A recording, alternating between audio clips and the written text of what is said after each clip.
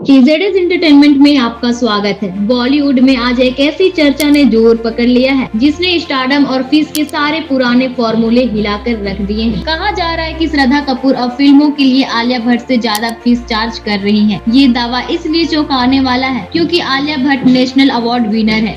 Thank you for this.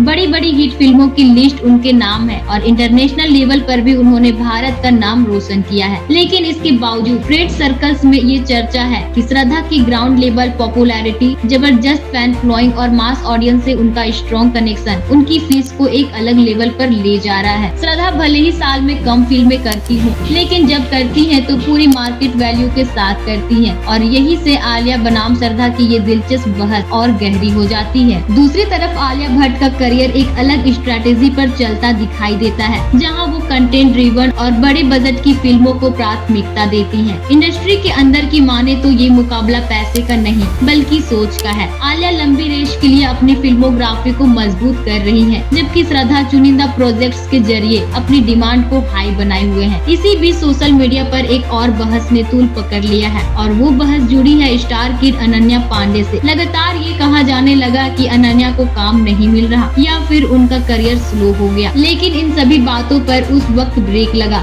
जब अनन्या के पिता चंकी पांडे ने इस पूरे मामले पर हंसते हुए बयान दिया। चंकी पांडे ने साफ कहा कि अनन्या जिद्दी है और वो साल में सिर्फ 1-2 फिल्में ही करना चाहती हैं। Why are you surprised? Doesn't your England have queens?